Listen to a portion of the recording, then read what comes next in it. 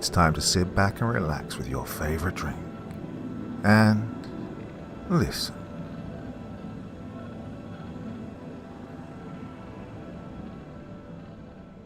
Magic is the channeling of what you feel into something you can touch and see. Now, first you have to believe, then you have to learn to translate emotions into words or words into emotions, and then images into either.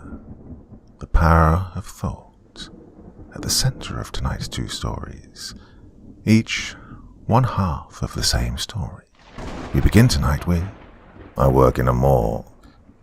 I can't explain what I saw the Christmas of 2003. The town of Christian Springs was big enough to justify having its own cold storage, but far too small to make proper use of it. On average, I'd end up seeing about 5 bodies a month, most of them overdoses from the smaller towns nearby. My work at the morgue was quick and impersonal. No one that I could recognize ever ended up on my table, and the toxicology reports always came back with a clear-cut cause of death, usually something in the realm of opioids. What I saw in that fluorescent-lit room always stayed where it belonged. My work life and my family life were always two separate things. That all changed during the Christmas season of 2003. 2 local bodies were brought in within 24 hours of each other. Neither of them were like anything I'd ever seen. The first body belonged to Chelsea Steeler, a local first grader. After school let out for winter break, Steeler walked off the premises only to return a couple of minutes later. Bleeding from her mouth, Steeler stumbled through the school's playground, begged for help, then collapsed. She was pronounced dead as soon as emergency services arrived. And the second body I recognized, Christine Morgan. Morgan was someone that most people in the Christian Springs community would recognize. She was the crazy religious lady. Well, as the name of the town might imply, we had our fair share of Bible thumpers in town, but Morgan's breed of spirituality was considerably more aggressive than anything you could find being peddled by the televangelists the locals watched. Both of the cinemas in Christian Springs banned the woman from their premises on account of her interrupting screenings of even the most milquetoast of movies with her raving sermons. When the local museum set up a dinosaur exhibit, Morgan was banned from there too. To her, dinosaur bones were the work of Satan, created to lead true believers astray. It was Christine Morgan's daughter, 7-year-old Grace Morgan, who discovered the body. When I first heard this bit of information, I found myself pitying the child. The ruminations about Grace Morgan's well-being were soon whisked away by what I discovered during the autopsies.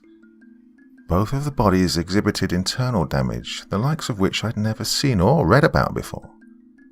Their stomach lining was shredded to bits. Chunks of their livers were found inside their esophagus. Every internal organ that was still intact showed signs of extreme scarring.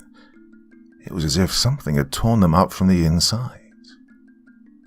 The cause of death was a complete mystery. Aside from a shared geographical location, the two women had nothing in common, yet the severity of their injuries was almost identical. It was as if someone had planted bombs inside of them and sent tiny bits of shrapnel flying through their organs. Yet there was no shrapnel to be found. There was no clear trace of the instrument that had killed these women. On closer observation, however, I found something else that connected the two bodies. In the confounding mess of viscera, I found something that made their cause of death seem quaint by comparison. Even though they were bloodied and covered in loose chunks of flesh and membrane, I immediately knew what I was holding in my hands. I was holding 2 tiny gingerbread men. They were small, both fitting into the palm of my glove, but they still inspired fear. Unlike the big-eyed smiling gingerbread men that were sold in the local bakeries, the creations I held in my hand had tiny slits for eyes, and their mouths were stretched into long, harrowed screams that descended well into their torsos. The baked goods I held in my hand were the product of a disturbed mind. Well, I called just about everyone I went to school with. From the few colleagues that picked up, I couldn't find anyone who was willing to drive over and take a look at my findings. Everyone was either far too busy dealing with the personal aspects of the holiday season, or was swamped with the suicide spike that Christmas brings. Even past their business, no one believed me. When I described the 2 foreign objects I'd found lodged in the bodies, a couple of my old classmates even inquired whether I was sober. Not being able to find any explanation through my informal channels, I called my boss on the county level. Well, his annoyance with my phone call was crystal clear. The town of Christian Springs was not on his radar, and, in his opinion, mysteries that weren't directly connected to the criminal investigations were better left unexplored. After a long back and forth, he agreed to drive down and investigate the gingerbread men as soon as his schedule cleared up.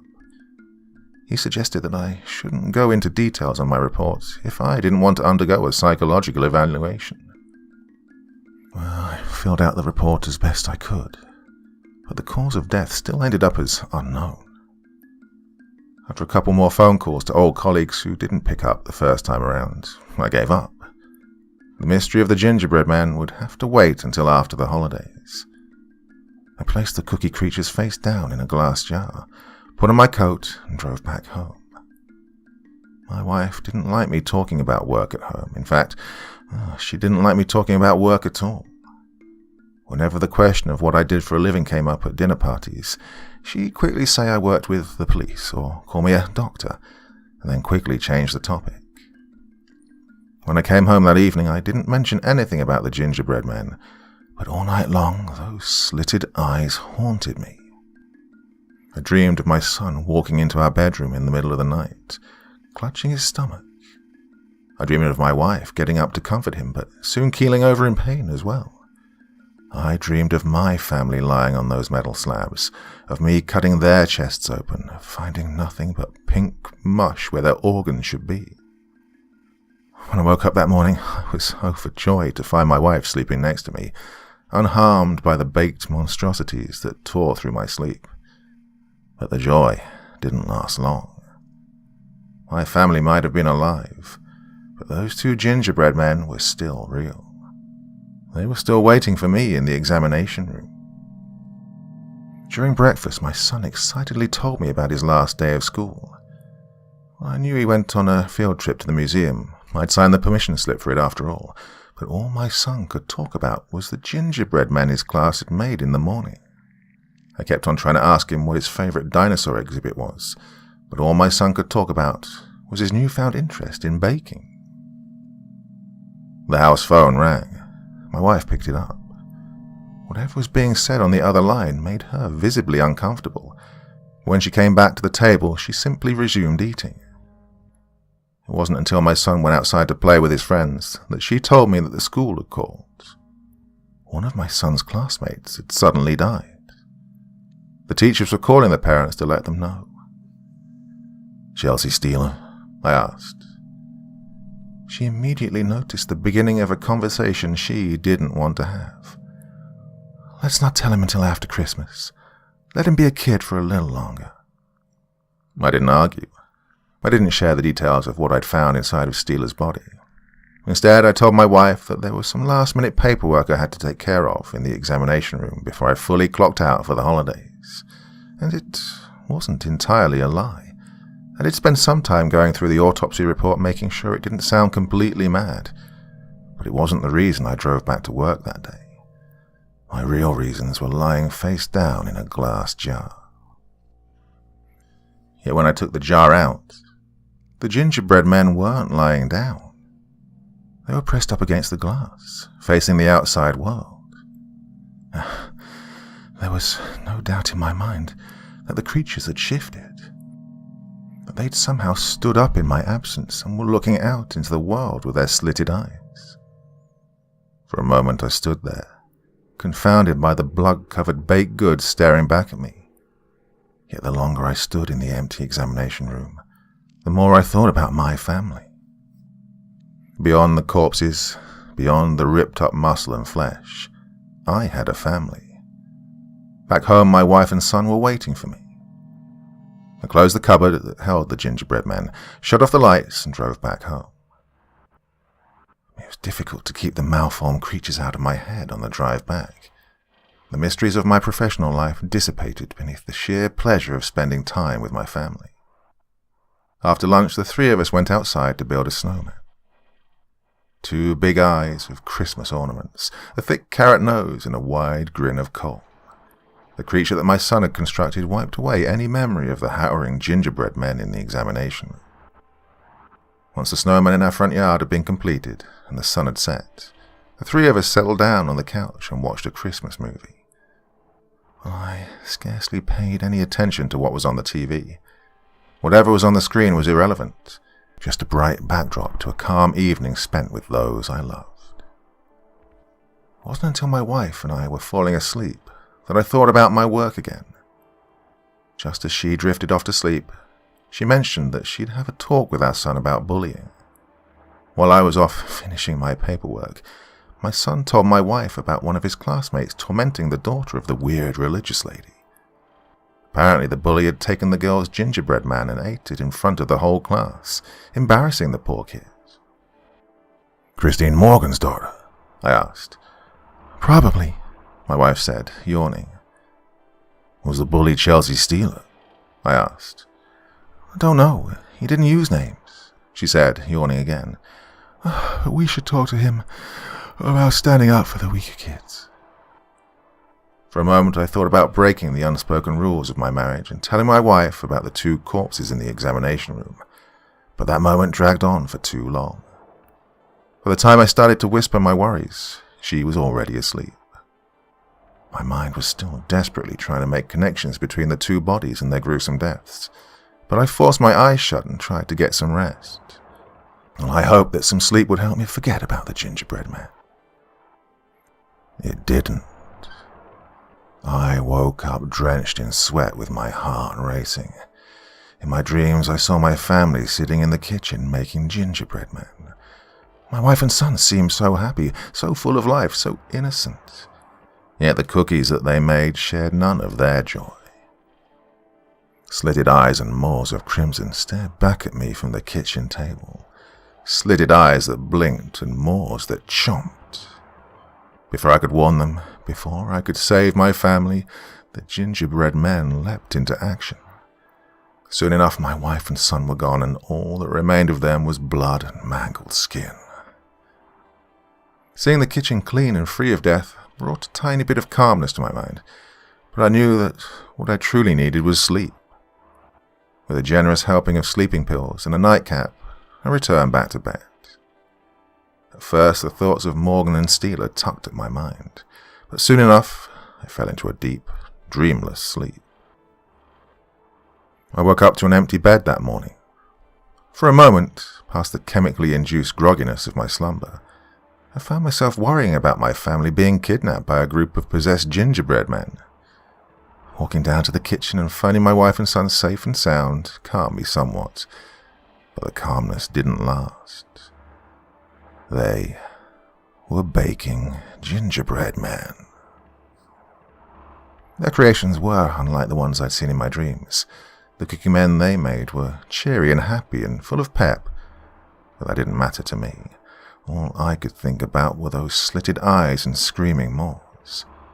All I could think about were the 2 gingerbread men standing in my office, waiting. They invited me to join in on the baking, but I busied myself with beer and television. I hoped that alcohol and channel hopping would distract me, yet all I could think about were the bodies. Regardless of how much I drank or how loud the Christmas music blaring from the television was, all I could think about was Morgan, Steeler, and the cookie men that were lodged in their broken corpses. My mind kept on trying to find some semblance of reason in a bewildering world. "Daddy, I made you something." My son's voice cut through the frenzied internal monologue. In his hands he held a little gingerbread man with a bushy moustache and glasses. The facial hair was made of green frosting, and the glasses were far too big for the man's face. But I could tell that the gingerbread man was meant to be a representation of me. "Do you go to school with Grace Morgan?" I asked him. He seemed confused by the question, but eventually he nodded. "Did Grace ever talk about her mother? Did they get along?" I asked him. Gracie's mom was mean, my son said. When the class went to the museum, Gracie's mom was standing outside yelling at us. But did Grace ever talk about her mother? Do you think Grace would ever want to hurt her? Would Grace ever want to hurt Chelsea Steeler? Well, Gracie's mom didn't let her come to the museum with us, and Chelsea was always mean to Gracie, my son said, unsure of my questions. Oh, do you like this gingerbread man I made you? I didn't. Even though the cookie held an innocent smile and was made by the most important person in my life, I could barely look at it. Yet, as uncomfortable as I was, the pride in my son's eyes was undeniable. I accepted his cookie. I knew full well that the effigy in my hands was a product of love, but all I could imagine was the little gingerbread man tearing through my insides. "Are you going to eat it, Dad?" he asked. "I promise it's not bad. Mom helped me." I almost told him that I wasn't hungry, or that I'd eat the cookie later, but the pride in my son's eyes was undeniable. The pride in his eyes was more important than the fear in the pit of my stomach. In one swift motion, I decapitated the gingerbread man with my teeth. Once I was sure his head was crushed enough to not do me any harm, I drowned the chunks of gingerbread with a gulp of beer. Tasty," I said, but I wasn't able to mask my discomfort. That evening, as my wife and I wrapped up the Christmas presents, she asked me if I was all right. Both her and my son had noticed that something was bothering me. That evening she was willing to talk about my problems, be they work-related or not. Yet by then my fear of the gingerbread men had grown to such an intensity that it couldn't be put into words. I just told her that work was a bit more stressful than usual this year, but I'd be fine eventually. She asked me if I wanted to talk about it, but I didn't. I couldn't. She tried to get me to open up a couple more times, but eventually, with the lights off and the presents packed beneath the tree, I was left alone with my thoughts. And my thoughts were singular. I shouldn't have been driving that night. I'd drunk enough throughout the day for it to be a bad idea, and to make things worse, there was a powerful blizzard that swept through the town that Christmas Eve. Yet I knew that unless I got some closure, I wouldn't be able to sleep. So I drove through the curtain of snow until I could see the faint lights of the Christian Springs Morgue. The absurdity of it all was a steady drumbeat in the back of my head, but it wasn't until I was standing in the darkness of my office that I consciously acknowledged how insane my trip was. There was nothing to be achieved from closer examination. Morgan and Steeler were dead. There was nothing I could do to bring them back. I almost convinced myself to turn around and go back home. Almost. Just as I was about to turn around and walk away, I heard something. I heard the faintest of taps coming from the cupboard in which I kept the gingerbread men.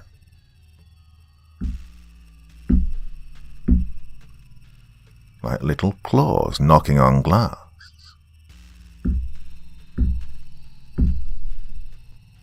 Like little gingerbread men trying to make their way out.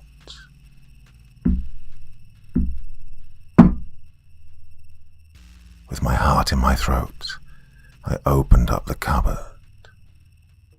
Stuck in their glass prison, the two gingerbread men stood there, staring straight at me. They were no longer standing in the spread-out pose in which I'd first found them. Each of them had one of their blood-caked limbs extended, as if they were about to knock on the glass again. I stared at them, waiting for them to move again, waiting for something to happen that would convince me I had not gone insane. In the dim light of my office, I thought that I could see their eyes twitch. I thought I could see the slightest bit of stifled movement in their mouths. But before I could steady myself to properly look, my phone rang. It was my wife. She woke up in the middle of the night to find her husband missing, to find the car missing. She asked 2 questions. She asked whether I was safe and whether I was having an affair. The implication that I would be even capable of being unfaithful hurt me, but as I assured her that I would never break our marriage vows, I realized how far I'd let my mind drift.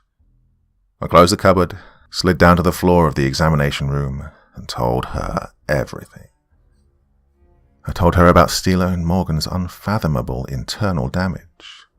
I told her about the gingerbread men. I told her about how scared I was. She listened patiently, and with each word that left my lips, with each part of my insane story that I described, I found myself less and less scared.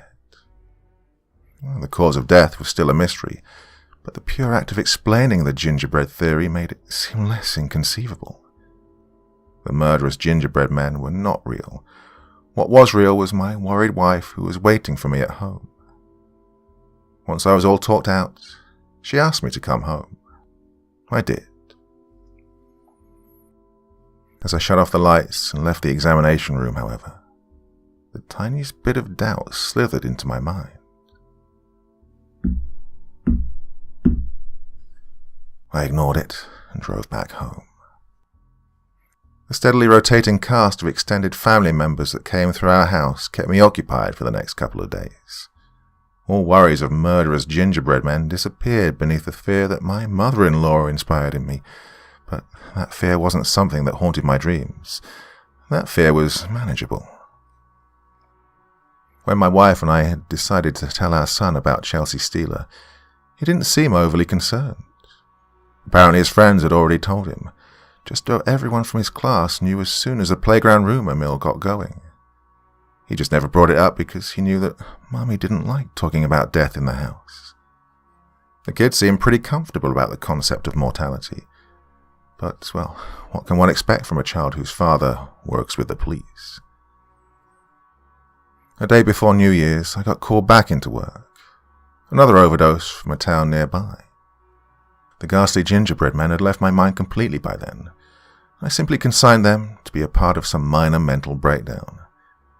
Yet when I entered the examination room, the thoughts of those little slitted eyes came flooding back. The cupboard was opened, and there was a broken glass on the floor.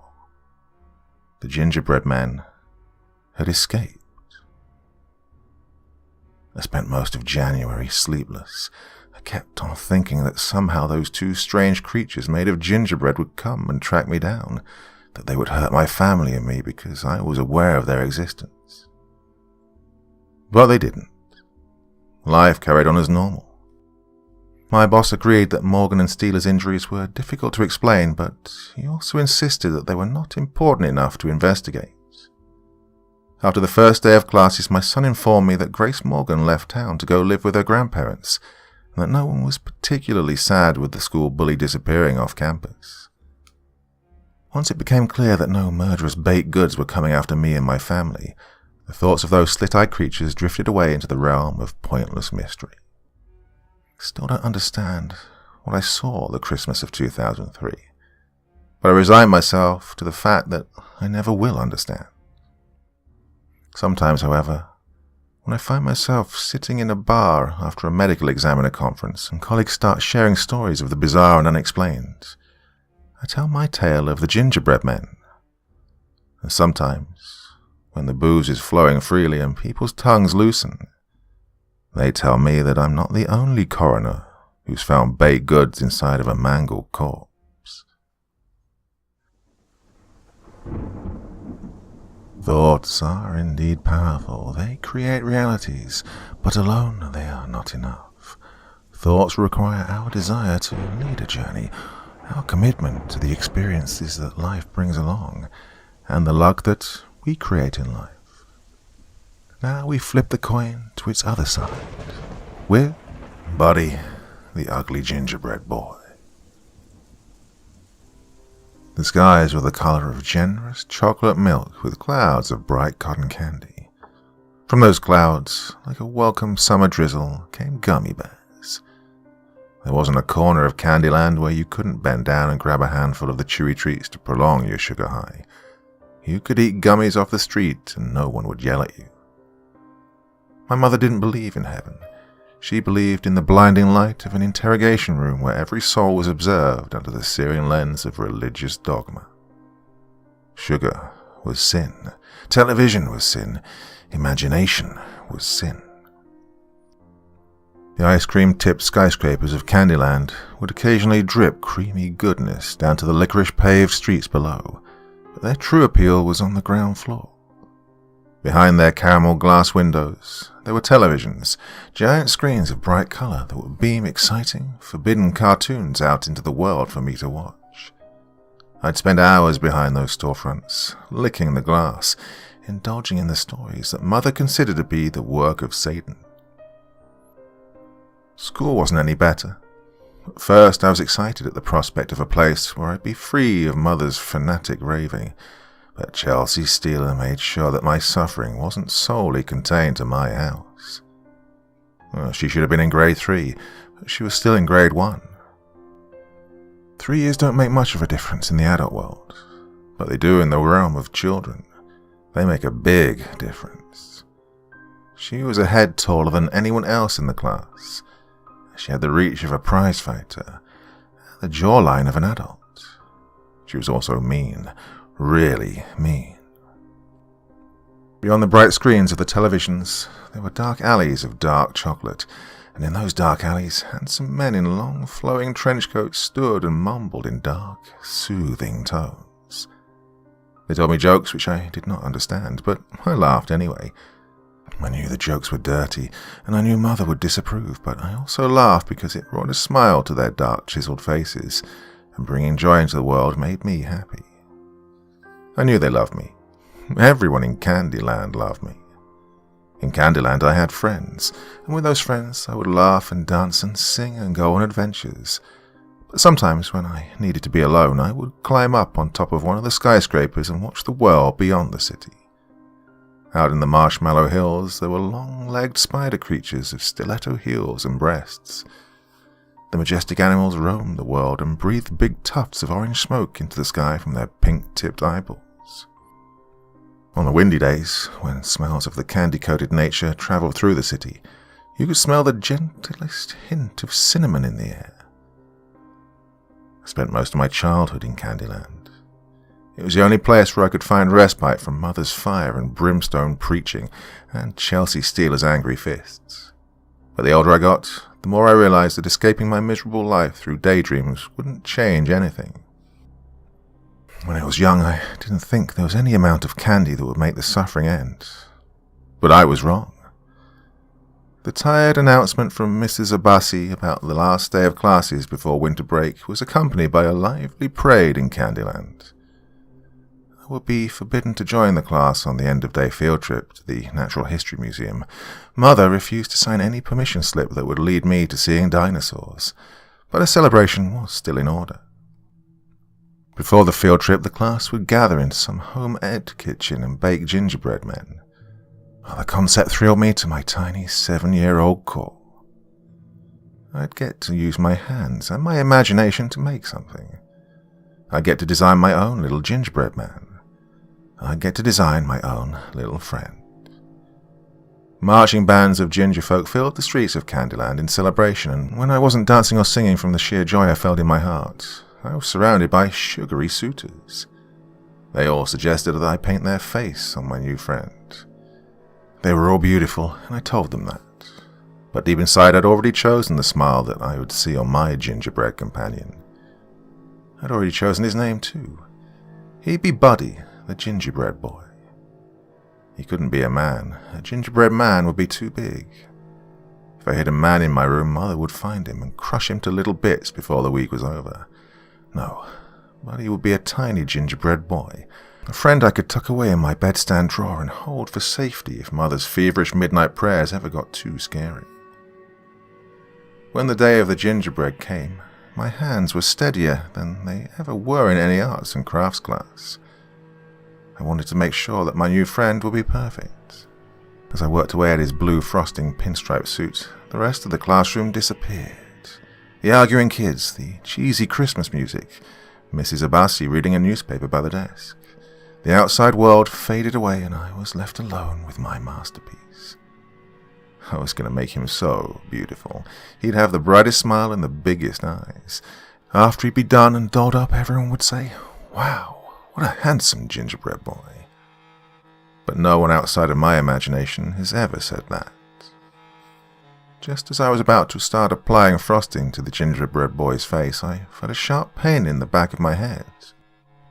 Reality was dragging me back out of my imagination in the form of Chelsea Steele's heavy fist wrapped around my hair. Within seconds, I was down on the floor and looking up at the third-grade giant observing my tiny friend. I got up and pleaded with her in strained whispers to leave the gingerbread boy alone. I told her that he didn't do anything to her, that there was no need for destruction. She ignored me. Instead, her big dumb eyes drifted from my faceless creation to the jagged mess of red frosting on her table. I begged her to leave him be, yet she refused to listen. Instead, she grabbed the tube of frosting that I'd used for Buddy's red shoes and squeezed it over his blank face. 2 quick squirts followed by a squeeze long enough to empty the whole tube. That's all it took. Suddenly the potential smile and bright eyes were replaced with an eternal scream. Looking back at me from my table were 2 sharp slits for eyes and a hungry mouth open so wide that it blared into his blue suit. "If you tattle," Chelsea Steele said in that dark, cruel voice of hers, "I will kill you." And then, as if she hadn't just crushed all my dreams, she walked back over to her desk without a care in the world. Mrs. Abbasi continued reading her newspaper for a couple more minutes before she came around to collect our gingerbread creations to put in the oven. I didn't resist. I was still in shock from seeing my new friend getting disfigured in a senseless act of violence. A television was rolled into the room and the class was treated to the first 30 minutes of Pinocchio on a groaning VCR. The movie was barely audible past the excited whispers of my classmates about the imminent field trip. But I wasn't watching the screen anyway. My eyes stayed glued to the oven. Somewhere in that furnace of hot light, Buddy's scars were becoming permanent. By the time the cookies were done, no one cared about the movie or the baked treats. Conversation was solely focused on how excited everyone was to see the dinosaurs that would be on display in the museum. Hearing my classmates talk about how much fun they would have in a place denied to me by my mother's religious fanaticism hurt worse than Chelsea Steele's numbing punches. But it wasn't until I was handed the gingerbread boy's corpse that my heart truly broke. Mrs. Abbasi left me alone in the classroom, the tape of Pinocchio a flickering backdrop to my personal tragedy. I sat there, holding my only friend in the palm of my hand. His body was still warm from the oven, but his manic scream of a mouth sent chills down my spine. Buddy would forever be broken, and I would forever be lonely. It was a mournful day in Candyland. Rain, real rain, fell from the sky like big swollen tears. The gummy bears on the ground shed all of their coloring and turned into amorphous blobs of gelatin. The ice cream-tipped skyscrapers leaked watery milk all over the pavement, and everything was sticky. All of the televisions had been turned off, and the only thing that cut through the silence of the city were murmured condolences from the inhabitants as they gathered around me. The gingerbread boy might have been massacred, but I would always have them, they said. Candyland would be here for me in this tough time, they said. But then an infernal screech cut through the marshmallow hills. The long-legged creatures scarcely had time to turn before the intruders descended upon them. Within moments, their mammary bodies were bursting dark red frosting across the fluffy white land. Pterodactyls descended from the sky.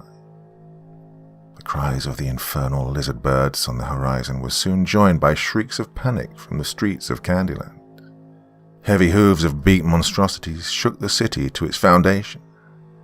The dinosaurs that I was forbidden to see in the real world, were forcing their way into the safe haven of my imagination, and they were destroying it. Massive tails broke through the caramel glass windows of the storefront and sent sparkling electricity out into the wet world. Horns cut their way through innocent bystanders, sending blood and candy spilling into the streets. The skyscrapers crumbled beneath the weight of blunt, prehistoric force. The rain had turned into a downpour. Clouds, real storm clouds, gathered above the city and pelted it with cold slugs of water and sharp lightning. Candyland shook with the sounds of thunder and destruction. But beyond the mayhem, there was something else. Beyond the mayhem, there were sobs. back in my first grade classroom, with Pinocchio quietly begging to become a real boy on the television, I found myself crying. I didn't just cry because of the gingerbread boy. I didn't just cry because of the museum trip I was excluded from. I cried because there was no way out. Chelsea Steeler's fists would forever haunt me.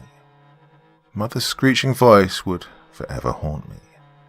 And Candyland could never sustain their horrible, cruel presence in my life. I cried because I knew there was no escape from the life I was living. As I cried, I held him in my hands like a scared child holds a safety blanket, as if he could help me, as if he could deliver me from my suffering. But I knew in my heart of hearts that he was just a disfigured cookie. Yet as the tears flowed onto the little gingerbread boy, a glint of movement grabbed my attention. The world beyond my eyes was shimmering beneath the wetness of my tears, but for a split second I thought I saw a twitch in the pinstripe suit. For a breathless moment I watched the gingerbread in my hands, searching for movement. Soon enough I didn't just see it, I felt it. With trembling hands and an unsteady mind, I placed Buddy on my desk and watched. For the first time in my young life, I made an active effort to suppress my imagination. Candyland wasn't real. Gingerbread Man couldn't come to life. There was no conceivable way for Buddy to be moving on his own. For a gentle moment of calm, I almost believed my own lies, but then, with a shaking groan, Buddy's red maw twitched. "Buddy," the disfigured gingerbread boy rasped through his impossible mouth. "I am Buddy." The crimson slits on his face struggled to blink, but after a couple of frantic twitches they were focused straight on me. With effort, the gingerbread boy pulled himself up to his unsteady feet and started to walk towards me. His arms were outstretched. His red mouth drooped across his torso.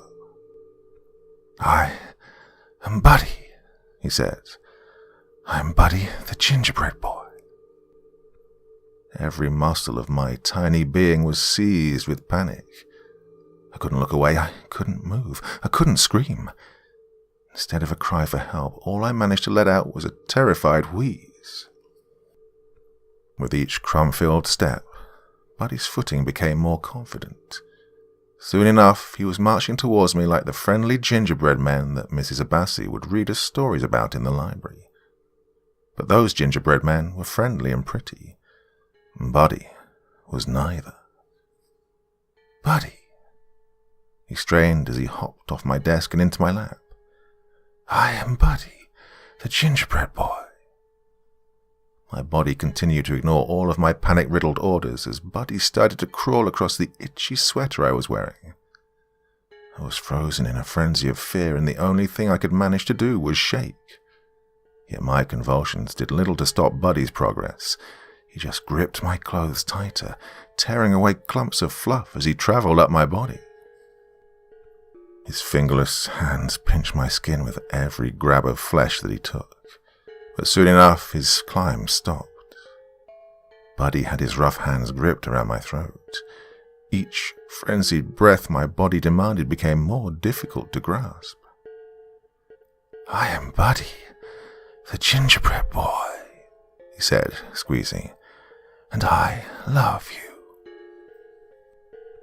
My heartbeat pushed against his unrelenting body. The world was becoming faint. I could feel myself drifting off. I gathered every ounce of energy I had and attempted to speak. You're hurting me," I managed to whimper. As if a spell had been broken, the pressure on my throat immediately loosened, and Buddy came tumbling down to the bottom of my sweater. For a moment he struggled in an embrace of wool, but soon enough his head peeked out. The red slits in his face looked up at me in adoration, and his scream of a mouth raised into an apologetic smile. "I am sorry," he said, sitting up. "I do not mean to hurt you. I just want to be friends." "Friends?" I asked, my breath returning, but the shock of his words making me breathless again. "You want to be friends with me?" "Friends," he nodded. "I love you, and I love Candyland, and I want to be your friend." His mouth still tore into his body, and his eyes still looked like two sharp cuts of a knife, but somehow there was an affectionate air about the creature. He was completely deformed, but somewhere inside of that torn-up face, I could see him. I could see Buddy. "I'd like to be your friend, Buddy," I whispered.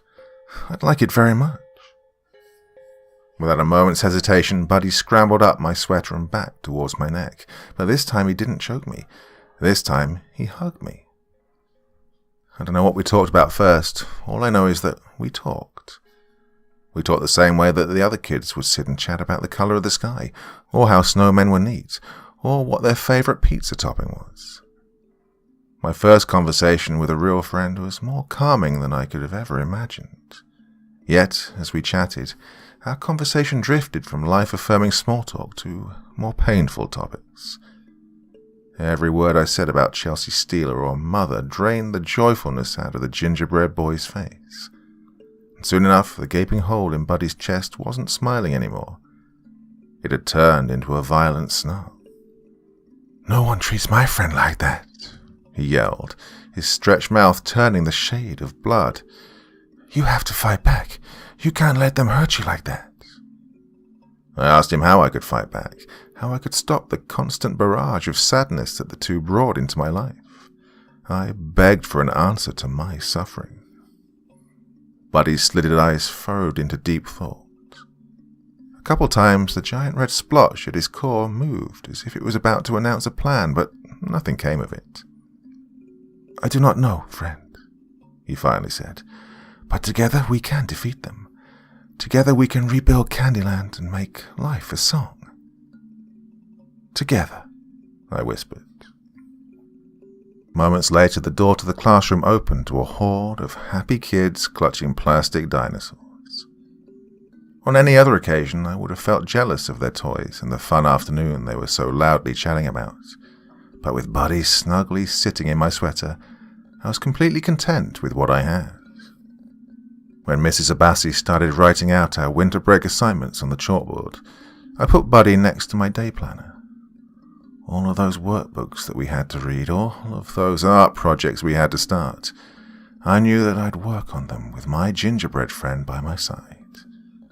Yet as I copied down the writing on the chalkboard, I suddenly felt a push from the side. Before I knew what was happening, I was lying on the floor. The other kids were quietly giggling. Chelsea Steeler had pushed me out of my chair. Mrs. Abbasi turned around from the chalkboard and told me to keep my hijinks for after the bell rang and continued writing down the assigned reading. Not wanting to antagonize Chelsea before my walk back home, I didn't say anything. I figured if I just kept my head low for the next couple of minutes, I'd get to enjoy winter break with Buddy. But I was wrong. As soon as I was back at my desk, my heart skipped a beat. The gingerbread boy was gone from my table. Without a word, Chelsea Steeler held up Buddy between two fingers. He was dangerously close to her monstrous jaw. I pleaded loud enough to get the attention of the other kids. Soon enough, the whole class, with the exception of Mrs. Abbasi, was watching our exchange. I begged Chelsea, I pleaded for Buddy's life, promising to do anything she wanted as long as she let him go. But in response, she just smiled. "Too bad I'm hungry," she said in that dark voice of hers. And then she swallowed him whole. I've always been a quiet child, but when I saw my only friend disappear in that dark gullet, I let out a scream that brought in concerned faculty from other classrooms. My heart exploded in a white-hot rage. I yelled at Chelsea, calling her every bad word that I'd picked up over the years, and even some that I made up on the spot. But in response, she just smiled.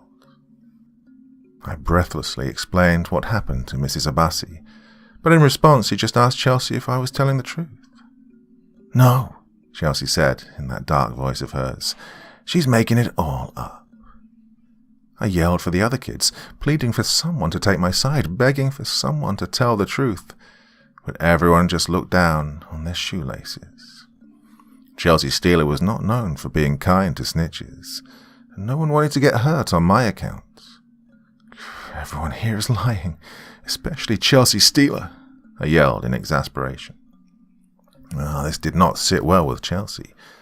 For a split second, I could see her dark eyes burrowing into me, vowing revenge, but soon enough they disappeared beneath a curtain of tears. I was crying again, but this time they weren't quiet sobs. This time I wailed hard enough for my throat to hurt. I tried going back to Candyland, but there was nothing left for me to go back to. The city was a collection of smashed glass and bent candy canes. Not a soul was left to greet me or talk to me. Even the dinosaurs had left. All that remained of my daydream kingdom was a wet, sticky wasteland. Mrs. Abbasi made me sit out in the hallway until the final bell rang because I was deemed distracting to the class. But once everyone in the grade had left the classroom, she invited me in. There was exhaustion in her eyes, but somewhere past the tiredness, there was understanding. She said she knew Chelsea was a problematic classmate, and that regardless of what had happened, I deserved to be able to have my own gingerbread man.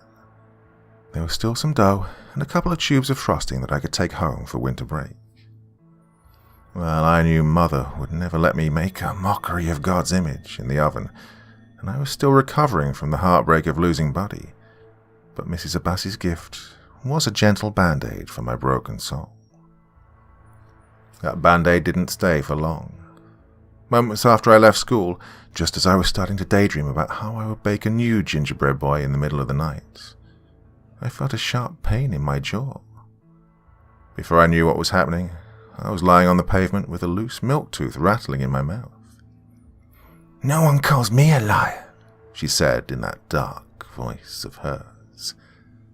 With the sun burning behind her, she looked like a fiery giant. The titan of a third grader bent down and reached for my backpack. I was too shocked from the sucker punch to put up a fight as the first strap came off, but as I realized that Chelsea Steeler was going to take away my one chance to make another gingerbread friend, I started to resist. Deep inside of my soul, I could hear Buddy cheering me on, telling me that if I just stood up for myself, things would get better. But they didn't. With another punch, Chelsea Steeler knocked me back to the ground. "No one calls me a liar," she said in that dark voice of hers as she slipped on my little bag. "This backpack is mine now." And then, as if she hadn't just knocked out one of my teeth and stolen my only chance at a friend, she marched off down the street. I had no tears left to cry. I just sat up on the pavement, sniveling, watching the bully march off into the sunset with my backpack. The pain in my mouth was bad, but I knew that the tongue-lashing mother would give me at home for losing my bag would be worse. But I knew I couldn't do anything. If I charged at Chelsea and tried to get my belongings back, she'd just hit me again. So I sat there and watched Chelsea walk away. But she didn't walk far. For a second I thought she'd just turned around to admire her handiwork, to really soak in how miserable she'd made me. But as she rushed back to me, there was no malice in her eyes. For the first time ever, I saw something other than hatred and dumb rage in Chelsea Steeler's face. I saw fear. "Help," she said in a voice unlike her own. Her massive hand was squeezing her huge stomach. "Help," she repeated, terrified. Chelsea threw my backpack at me, as if that would stop whatever pain she was in, but it didn't. "Help," she yelled at me, frantically punching her belly. "Help." With her jaw wide open, she froze. The rest of the words struggled to come out of her mouth. Her tongue wiggled at me in strained effort. There was something in her mouth. There was someone in her mouth. Past Chelsea Steeler's blocky teeth, I saw two slitted eyes looking back at me. Buddy was covered in mucus, but aside from that, he was the same disfigured gingerbread boy I'd befriended an hour prior. He had his fingerless hands wrapped around her tongue as if it were a rodeo bull and he was a cowboy. When my eyes drifted from Chelsea's terrified stare and met his malformed eyes, Buddy winked. And then, with one big leap, he disappeared back down Chelsea Steeler's throat. He took her tongue along for the ride. She left a long trail of red across the pavement as she stumbled her way over to the playground. And that's where she collapsed, and that's where she stayed. The adults panicked and screamed and huddled around her and demanded someone call an ambulance. As the chaos in the playground unraveled, no one even noticed me. I just stood there and watched. I stood there and hoped that Buddy would leap out of her bloody throat and jump into my arms. But he didn't. By the time the uniformed men loaded Chelsea Steeler into the back of an ambulance with a blanket covering her pain grimace, I knew that Buddy wasn't coming back to me. Walking home through the dark, I also knew that Mother would be furious about me staying out late, and that the prayers and chores I would have to do for penance would take up valuable time I could spend rebuilding Candyland. And yet, as I walked through the lamplit streets, I felt a lightness in my step that I'd never felt before. Half of my problems were suddenly gone. My mother was as furious as expected. She ranted and raved and accused me of things I've never done, but in her anger she forgot to check the contents of my bag. That night, as she screamed prayers for my filthy soul at her invisible god, I escaped back to Candyland. In the ashes of the city, my friends gathered. Gummy bears and men in trench coats and, of course, the gingerbread suitors. They all sat around a little fire in the town square and tried to make sense of it all. The destruction of the city, the death which the dinosaurs had brought upon the community, it was all too much for them. They were all hopeless. But I raised their spirits. I told them of Buddy's victory over Chelsea Steeler. I told them how I would start making friends as soon as school would start again. I told them I was ready to stand up for myself. I told them I had solutions. Half of my problems were gone. All I needed to do was finish the job. That night, once Mother's screaming had died down, I went to the kitchen and turned on the oven. Mrs. Abbasi had given me enough dough for at least 5 gingerbread boys. When I was young, I didn't think there was any amount of candy that would make the suffering end. But I was wrong.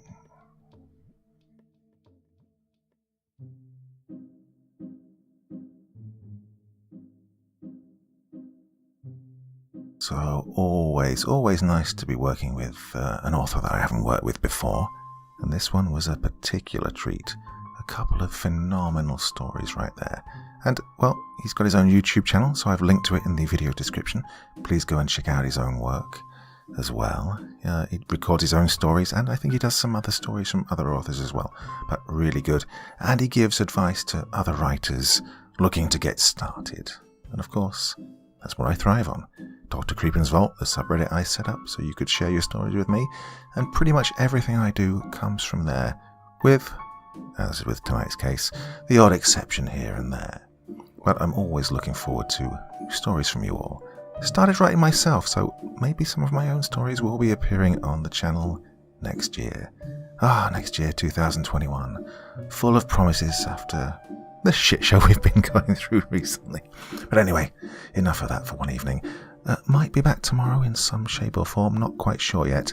It's that week between Christmas and New Year when we don't really know what to do with ourselves, so I'm going to try and keep you entertained as best I can. Well, till next time, very, very sweet dreams, and bye-bye. Thank you so much for taking the time to listen to this story today. It really means a lot to me and to the author of the story, of course. Well, if you want to know more about me, I'm pretty much everywhere on social media. You can find me on Facebook, Twitter, Instagram. You can download my music on SoundCloud. I've got a Patreon if you feel like. Throw me $1 or $2. Very much appreciated. And of course, on Reddit, I have a place where you can leave stories if you want me to read one that you've written. Well, hoping to see you all again very soon. Till then, sweet dreams, and bye-bye.